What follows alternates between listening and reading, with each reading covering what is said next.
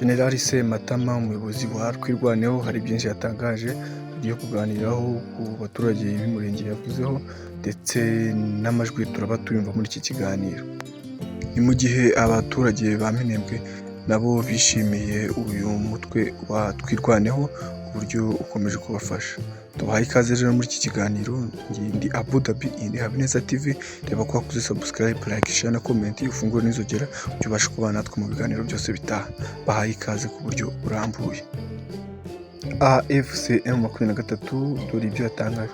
Intwari General Sematama umuyobozi wa Twirwaneho arinze ubwoko, yanze kuba ikigwari nka Musunzu yahoze afite byose kandi abayeho neza, ariko yarabisize kubwo gukunda ubwoko. Umunyamurenge agomba kubaho kandi neza yisanzuye, kandi turwanira umunyamurenge gusa n'abakongolezi bose n'abakongomani muri rusange. Reka twumve mu magambo ye yavuze.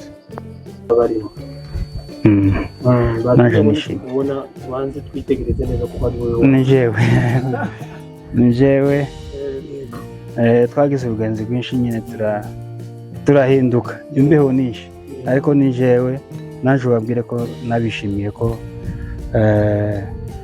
bari bakeneye kumbona, baje kutwakira hano, nabonye bari kugaburira abasirikare, baje kutwakira bose.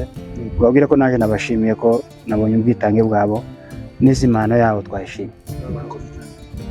Iryo ni ijambo rya General.